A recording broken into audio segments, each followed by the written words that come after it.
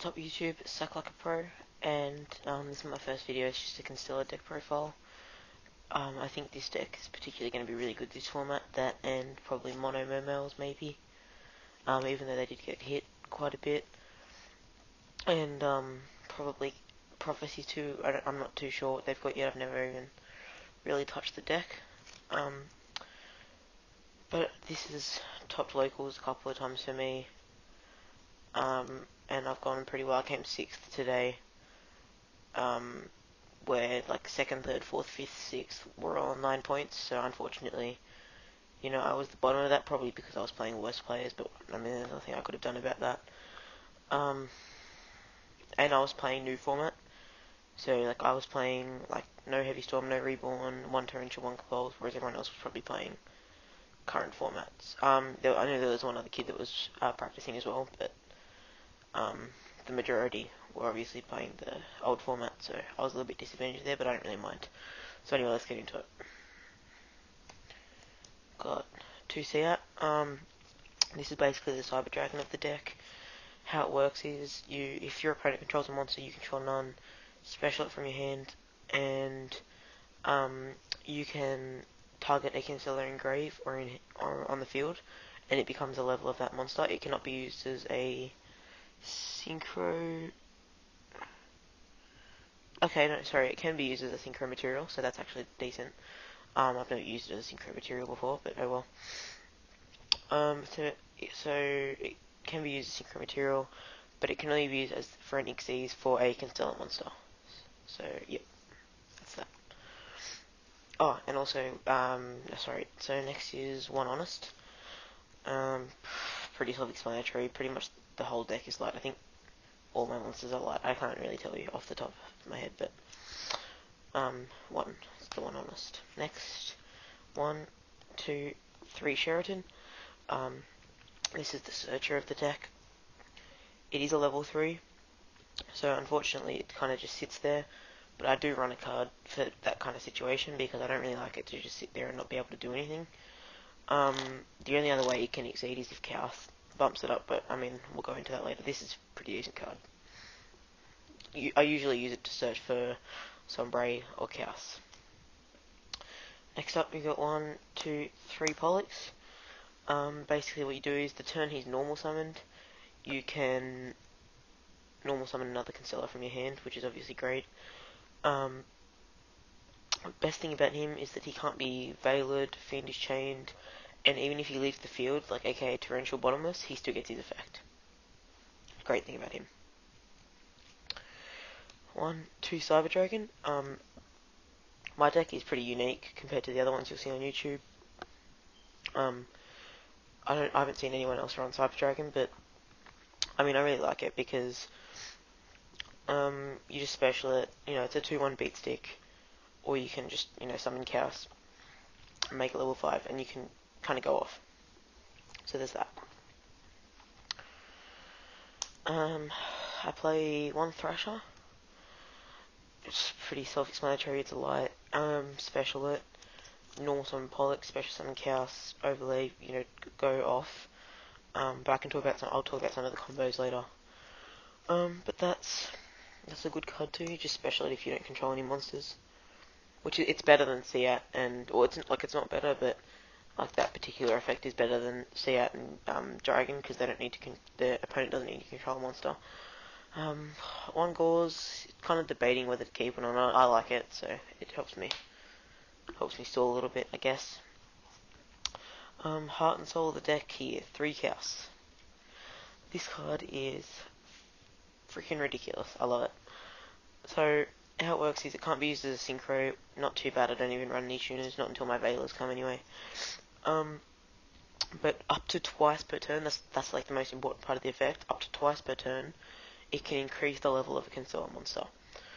So if you have 2 level 4s, you can go make both of them level 5s. You don't just have to make one of them level 5, wait a turn. Like, you make both of them level 5s.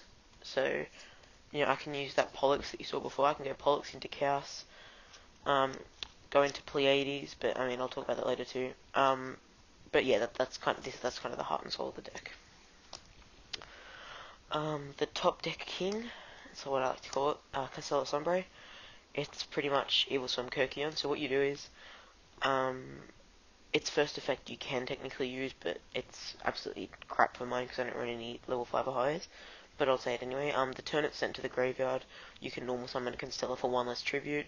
None of my Constellars tribute anyway, so don't even bother.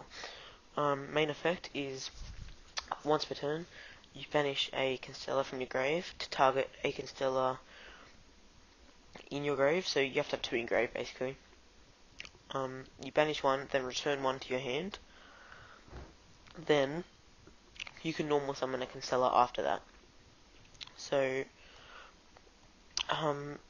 you don't the Constellar you return doesn't even have to be the one you normal summon. Like say I have Sombre in hand and Chaos in hand. Summon Sombre, get his effect, grab any Constellar you want, then summon that Chaos that was already in my hand. So that card's pretty ridiculous. So that's monsters. I'm pretty sure I run 19 monsters for... Yep, 19 monsters.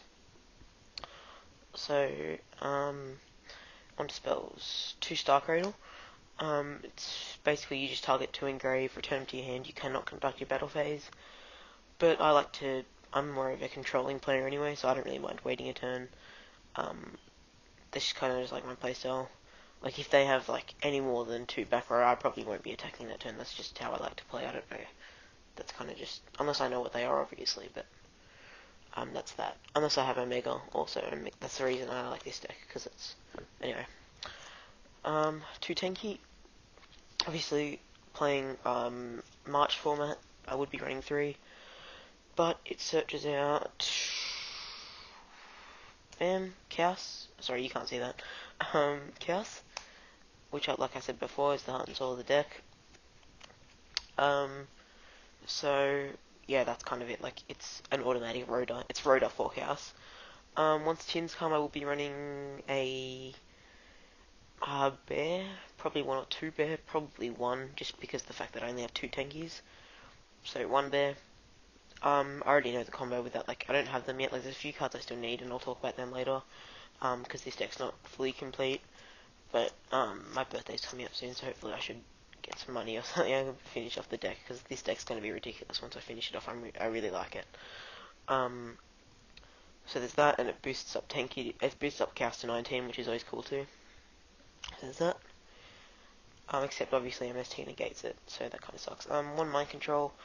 There's a lot of decks this format that are running level 4 monsters, and my deck's full of them. So, I can always, like, if I can mind control a face down monster that they've only set, I can almost guarantee it's level 4, like, most of the time it will be. Just because of the fact that a lot of the decks that are going to be good this format run a lot of level 4s, which I really like. So, there's the mind control. And I can side it out against decks like Prophecy or whatever that don't run many level 4s. Book, Dark Hole, Staples. I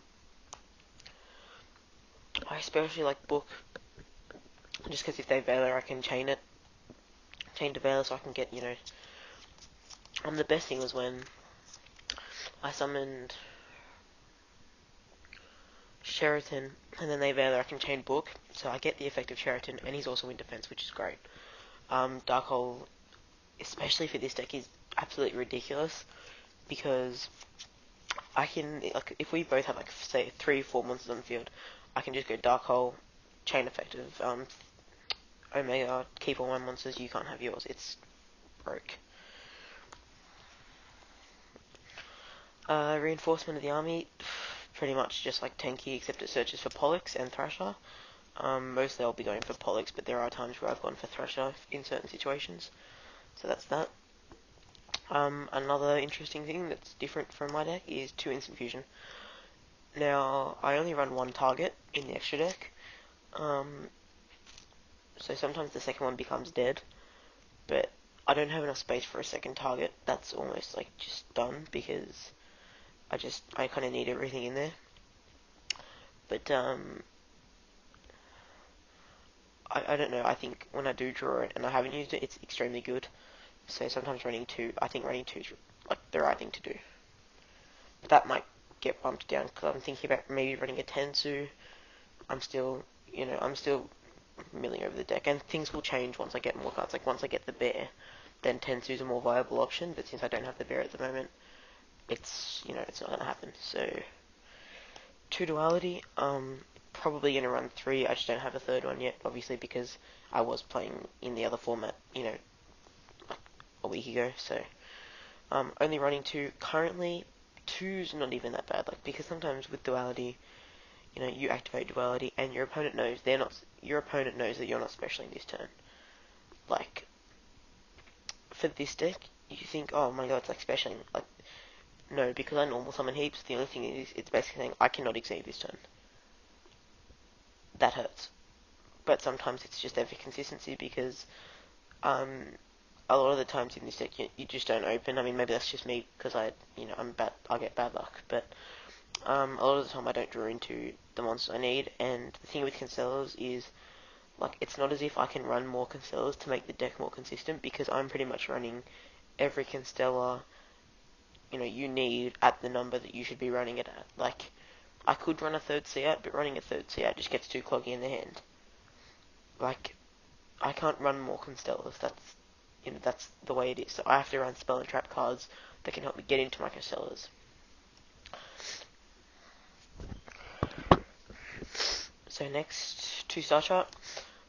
Basically what you do is it's continuous spell. Every time you go, once per turn, when you go into a Constellar Exceed, you draw a card. You go into them a bunch, so that's pretty good. 1, 2, Call of the Haunted.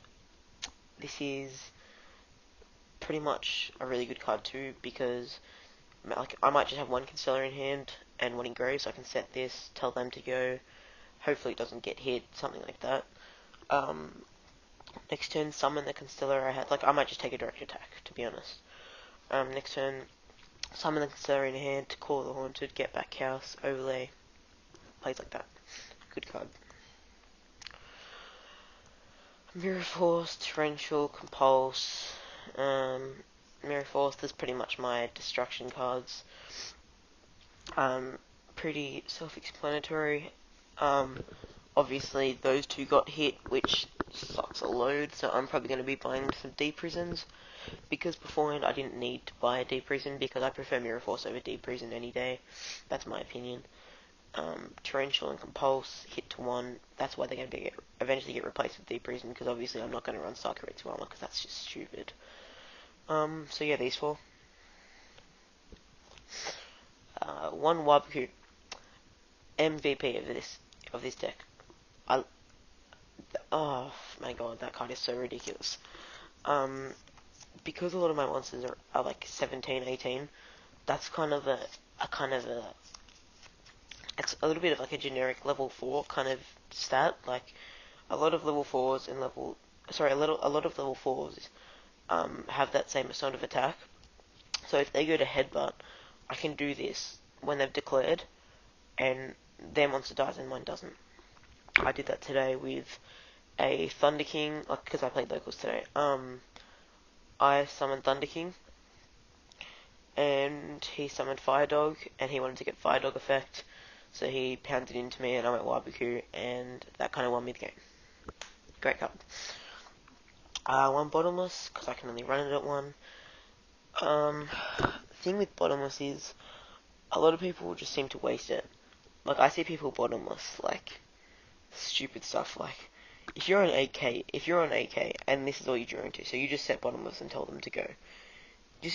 Even if they summon like an 18 1-star, there's no point in Bottomlessing it if you're just going to take 1 attack. Like, it's hard, like, it depends on what it is, obviously, but I just like to save it, especially when it's at 1. I like to play pretty conservative, so last thing, a warning, pretty self-explanatory. This is like Bottomless. You really want to be conservative with this, especially if you know what you're versing too. Like, I was watching some stuff, and someone was versing Dino Rabbit, and he knew he was versing Dino. Like, it wasn't as if he didn't know. He knew he was versing Dino Rabbit. So the guy's gone like summon Carbazors, and he's warning to that. And like I didn't say anything because there's a duel going on. You don't tell people like stuff or like what to do. But that's kind of ridiculous. Like Cubsel isn't even 2,000. Like you have to pay 2,000 for this. Like if you're versing Dino Rabbit, unless you know that you're gonna lose that turn, you don't warning a freaking Cubsels. You wait for their rabbit because you know that it's coming. Or even if you let the rabbit go off and you do it on their Largia because you know it's gonna happen. Like just people play stupid sometimes. So that's the deck. I'm pretty sure it's 41. I'm not gonna go count because that's gonna take too long. But that's the main deck. Onto the extra deck. We got 1, 2, 3 Pleiades. The card is ridiculous. Sorry, just ate dinner. I'm burping. So once per turn during either player's turn, you can bounce any card on the field. Oh, it's so good. Like, especially if you already have Omega, because this is obviously extremely vulnerable to back row. Best thing about this card is it's supposed to be 2. So if you summon it, they bottomless, compulse, torrential, anything. You can still get one effect off before it goes away. So like I've done that before. Like they've had they had a Draco sack on the field, and like this was kind of like a last ditch effort, and I've gone summon, and they've gone bottomless, and I've gone okay, chain effect, bounce back your Draco sack, which was against Mecha Phantom Beasts. So I mean, it wasn't E-Drac, so they're not just gonna make one straight away next turn, which is nice. So yeah, that was against Mecha Phantom Beast, and obviously Draco Sack can't really do much about bouncing. That's why Compulse was so good last format, and that's why I got hit, I think. So that's that. That's Pleiades at 3. You have to run it at 3. There's no option about that. Praise Me. This is kind of a techie card. Most people don't run it. I like to. So basically, in damage step, is it? Yeah, during the damage step of either player's turn, when a Constellar, like the most important thing is when a Constellar monster battles, you detach one from him, and that monster gains 1,000. So you can protect your little Sheraton, who's a bit hard to. He can't really protect himself because he's only little and he's just like the little searcher guy. Like he's not. He can't protect himself. So Praise is pretty good. You can also get over pretty big monsters. Like you can get over Ophion. You can get over Dracosac, you can get over Big Eye, you can get over Priestess, like you can get over anything with this card, it's really good. I'm pretty sure he can get, I can't even remember Priestess's attack, but he can get over a lot. He's 3-4. My favourite Constellar card, this is probably going to be, you might hate on this, and I only run it at 2 even though it's my favourite, because, 3's just not good enough. 3 is just too much, I think, but still my favourite. Constellar Omega. He's so good. So once per turn during either player's turn, you can detach one X-Rays inventory from this card. All Constellar monsters you currently control are unaffected by spell and trap effects this turn.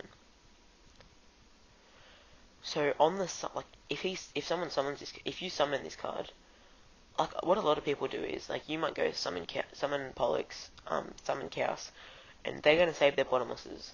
I mean, Warning and Judgment beats this card. I'm just going to bring that out. But they save their Warning, they save their Torrential, they save their Bottomless because, they just think, okay, he's going to go into Utopia, Dire Wolf, something I can just Bottomless that and at least get it out of the extra deck. I go into this, they attack it, I Chain Effect.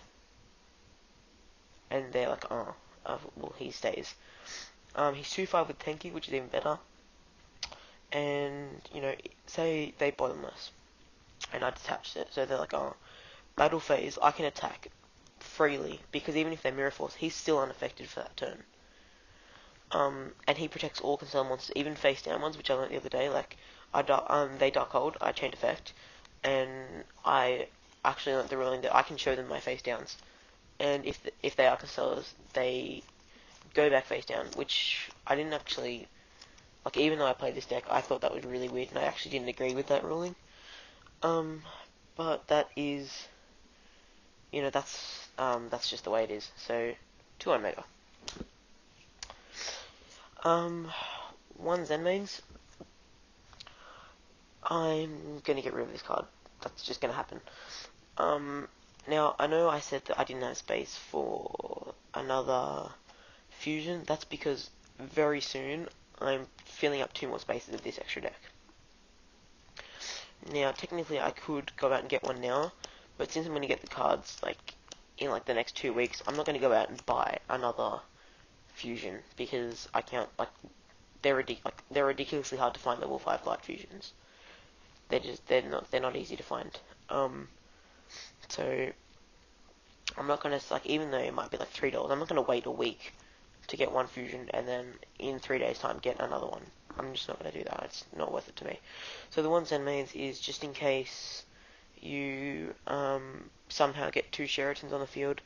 But what's actually really good is if I'm in trouble, like say I go Pollux into Chaos, and even though I have Omega, like even though I can go into Omega or Maystroke, like maybe there's just something, maybe for some reason I just don't want to, like for whatever reason, I don't know what that reason would be, but for whatever reason I don't want to, maybe there's a problem card on the field, I can reduce the level of Chaos. Sorry, I don't know if I said that before, but Chaos can actually reduce the level of the monsters, so I can make them level 3s, which is pretty sick. Maystroke, double Maystroke.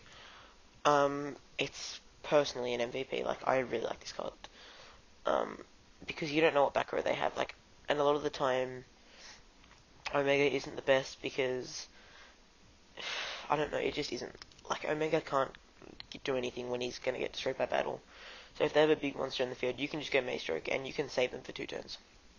Or, if their monster is big but with low defense, say Dark Armed, if they have Dark Armed in attack, I can go Maystroke, flip it face down, pound into it, go away, so. 1 Utopia, basically because it's a light and it's Utopia. Not really sure I'm going to say more. It's, you know, it negates attacks, it's 2/5. It's pretty good. I wasn't going to say much more, but I did end up saying more. 2 Shark Fortress. This card is so good. Like, if you know that they don't have bottomless or anything, like if they don't have any back row, this is the card you go into. You don't go into Pleiades, even though Pleiades works in their turn. This card, if they don't have anything, pounds them for 48 in 1 turn. 48. It's crazy. So what it does is you detach 1, target any monster on the field. It can attack twice that turn. So you can even target freaking, like if you somehow have a Pleiades and this on the field, you can target the Pleiades and pound them for 5k. Target any monster and is it while it has material? No, so it's your opponent cannot target monsters for attack for this one, so it can bait out attacks. You can, you know, save your other monsters for another turn. 1 Pappy, that's kind of just, you know, it's there for face down monsters. And the material. We got Guilty of the D9. And Shockmaster, I ran it today because I wanted to. It's like the only card I ran that's September 1st. But I mean, it's not as if, you know, it's a massive card, like I can change. I didn't even go into it today. So you can technically say I didn't even run it. So yeah, that's 15 card extra deck. So that's obvious, that's going to go, that might go, and that might go. And they're going for a Volcasaurus, a Ptolemy, and a Gaia Dragon. Now, what Gaia, and possibly a Cowboy too. I don't really know what to get rid of. Maybe the second one. Maybe I might actually get rid of one of them too because I'm running 2. I don't really need to. I never go into 2. So, with Volcasaurus, you detach. It's 2 level 5s. You detach 1, target a monster your opponent controls face up. Send it to destroy it, and they take damage equal to its attack. So Volcasaurus says this card cannot attack directly the turn you activate its effect. Hence the reason I'm running Gaia Dragon. So you activate its effect.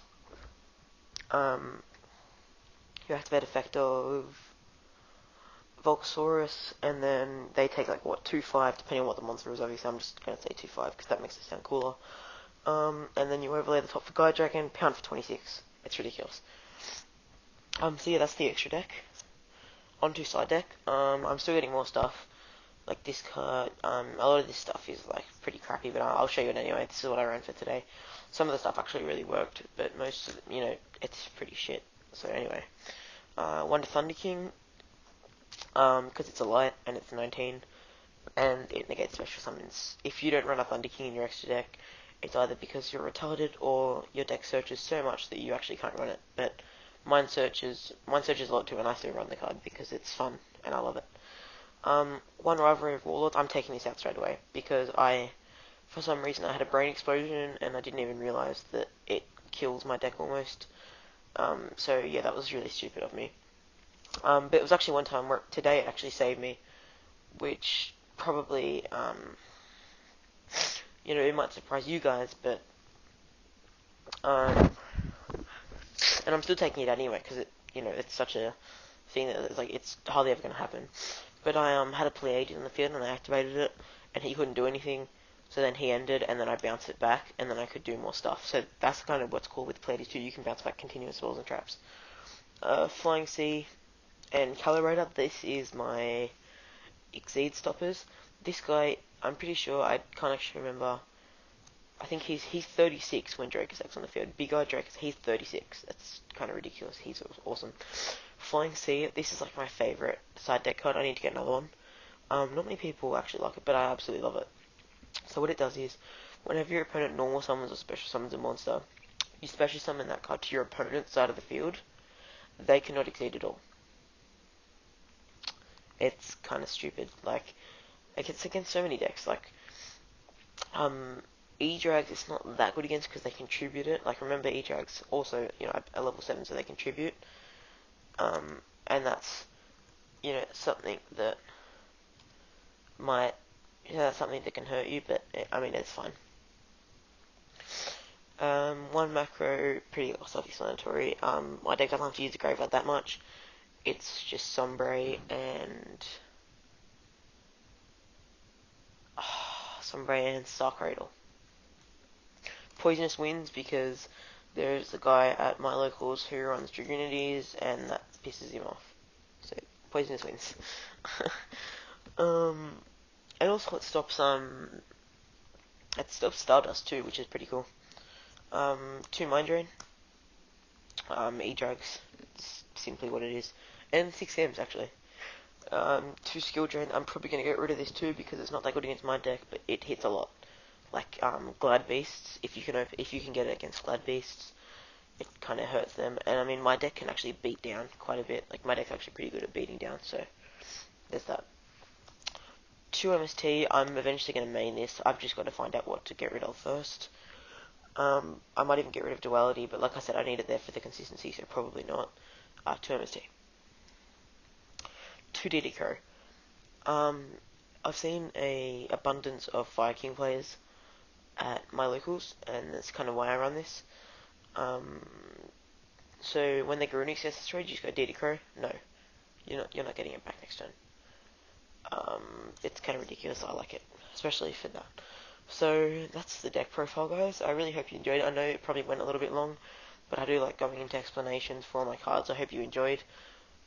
If you did, make sure you hit the like and subscribe button, and leave some comments to what you want to see in the future. I might do some pack openings, stuff like that. I'm not too sure yet. I'm only just beginning the channel. I don't really know where I want to take it, so comment, and yeah, I'll see you guys later. Bye.